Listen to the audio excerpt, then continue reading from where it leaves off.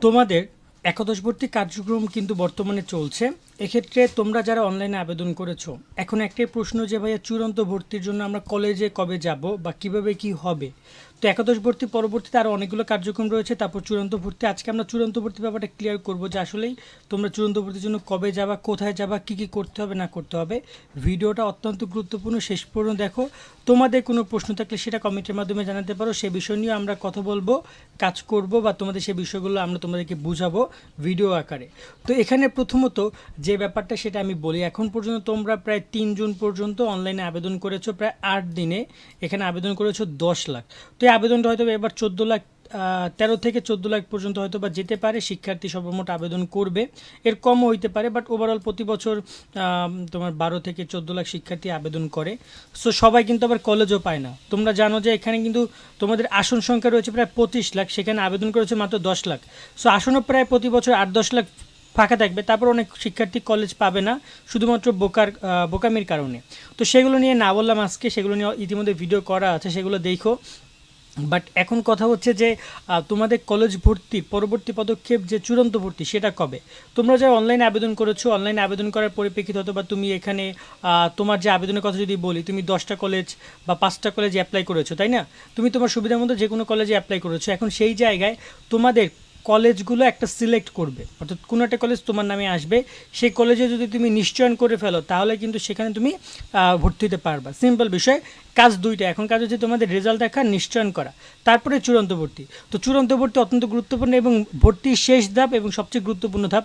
তুমি অনলাইন আবেদন করলা, সব কিছু করলা, কিন্তু তুমি যদি চূড়ান্ত ভর্তিতে অংশগ্রহণ না করো তাহলে কিন্তু তুমি আর ভর্তি হতে পারবে না। সো চূড়ান্ত ভর্তিতে অংশগ্রহণ করাটা খুবই গুরুত্বপূর্ণ।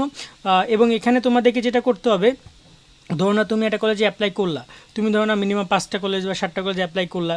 অ্যাপ্লাই করা শেষে তোমার যে কলেজটা আসবে সেই কলেজে যদি তুমি নিশ্চয়ন করে ফেলো তাহলে তোমাকে সেই কলেজে গিয়ে ভর্তি হতে হবে চূড়ান্ত ভর্তি দিন।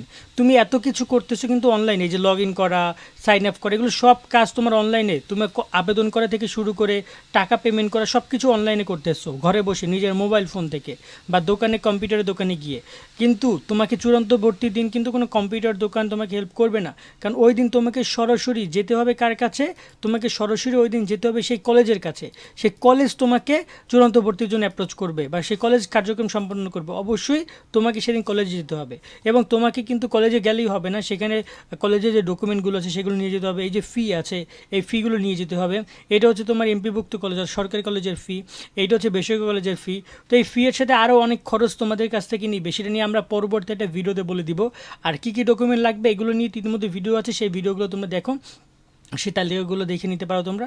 আর তো এই বিষয়গুলো মাথায় রেখে তোমাকে চূড়ান্ত ভর্তির দিন যেতে হবে। আবার একটা কথা, যে চূড়ান্ত ভর্তির দিন কিন্তু সবাইকে ডাকে না, বা দেখা যায় যেখানে ডেট ডিভাইড করা থাকে, যে ওই দিন থেকে ওই দিন অমুক শিক্ষার্থী বা বিজ্ঞান বিভাগের শিক্ষার্থীরা, ওই দিক থেকে ওই দিন মানবিক বিভাগের শিক্ষার্থীরা, সেভাবে আলাদা আলাদা ভাগ থাকে। তো এখানে প্রথম পর্যায়ে ভর্তি কার্যক্রম শেষ করে যারা চান্স পাবা তারা সরাসরি চূড়ান্ত ভর্তিতে চলে যাবা। আর যারা প্রথম পর্যায়ে চান্স না পাবা তারা দ্বিতীয় পর্যায়ে যাবা। দ্বিতীয় পর্যায়ে চান্স পেলে সরাসরি চূড়ান্ত ভর্তি। আবার দ্বিতীয় পর্যায়ে চান্স না পেলে তৃতীয় পর্যায়ে চলে যাবা। তৃতীয় পর্যায়ে চান্স পেলে চূড়ান্ত ভর্তি।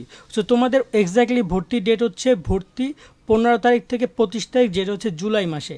অর্থাৎ এই জুলাই মাসে 15 তারিখ থেকে 25 তারিখের মধ্যে তোমাদের ভর্তি হতে হবে। এখানে কিন্তু ব্যাপারটা এই যে তুমি যে কলেজে চান্সটা পাবে সেই কলেজে তোমাকে গিয়ে ভর্তি হতে হবে, এবং তোমাকে কিন্তু টাকা পয়সা আগেই মানে সব কিছু ম্যানেজ করে রাখতে হবে। কেননা এখানে কিন্তু ভর্তিতে একটা অ্যামাউন্ট লাগবে, এবং তুমি যে কলেজে চান্স পাচ্ছ সেই কলেজে খরচ কী এইগুলো জেনে তোমাকে কিন্তু সেখানে অ্যামাউন্টটা অবশ্যই কালেক্ট করে রাখতে হবে, কারণ ভর্তির সময় টাকা কিন্তু তোমাকে লাগবে, দিতে হবে। তো এই বিষয়গুলো মাথায় রাখতে হবে যে আমরা যে এই 15 জুলাই থেকে 25 জুলাই এই সময়ের মধ্যে চূড়ান্ত ভর্তি, এবং এই সময় আমাদেরকে ডকুমেন্টগুলো সাবমিট করতে হবে, যার মধ্যে বিশেষ করে দুইটা ডকুমেন্টের নাম বলতে হয়। একটা হচ্ছে টেস্টমোনিয়াল, যেটা স্কুল থেকে তোমাদেরকে দিবে, অর্থাৎ প্রশংসাপত্র।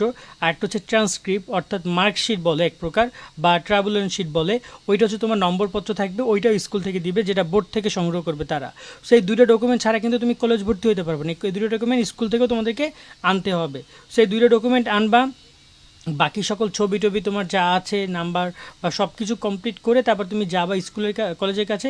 কলেজ তোমাকে ওই ঠিক 15 তারিখ থেকে 25 তারিখের মধ্যে তোমাকে অ্যাডমিশন করাবে, এবং ওই টাইমের মধ্যে অ্যাডমিশন তোমাকে নিতে হবে। তোমরা যদি কেউ 15 তারিখ থেকে 25 তারিখের মধ্যে ভর্তি হতে না পারো, সেক্ষেত্রে কিন্তু এবছর আর তুমি ভর্তি হতে পারবা না। আর অবশ্যই তোমাকে এই টাইমের মধ্যে কলেজ পাইতেই হবে। তুমি যদি তৃতীয় পর্যায়ে এসেও কোনো কলেজ না পাও আবেদন করার পর, তাহলে কিন্তু তুমি আর এবার ভর্তি হতে পারবে না। কথা বুঝছো? এক্ষেত্রে চতুর্থ পর্যায়ে বা পঞ্চম পর্যায়ে দিতেও পারে, নাও দিতে পারে, বাট ওভারঅল তৃতীয় পর্যায় পর্যন্ত লাস্ট। সেই হচ্ছে আপাতত এই বিষয়টা নিয়ে তোমাদেরকে আমি যতটুকু জানালাম। এরপর যদি তোমাদের চূড়ান্ত ভর্তি নিয়ে কোনো প্রশ্ন থাকে সেটা আমাদেরকে কমেন্টে জানাতে পারো। বাট একটা বিষয় সবসময়ের জন্য মাথায় রাখবা যে চূড়ান্ত ভর্তি কিন্তু অত্যন্ত গুরুত্বপূর্ণ একটা পার্ট। অনেকে এই জায়গায় ভুলভ্রান্তি করে, তারা কিন্তু একটু মাথা খাটায় কাজকর্ম করবা যাতে করে চূড়ান্ত ভর্তিতে কোনো সমস্যা না হয়। কেমন? আজকের মতো আমরা এখানে বিদায় নিচ্ছি। সকলে অনেক ভালো থাকবা। আল্লাহ হাফেজ।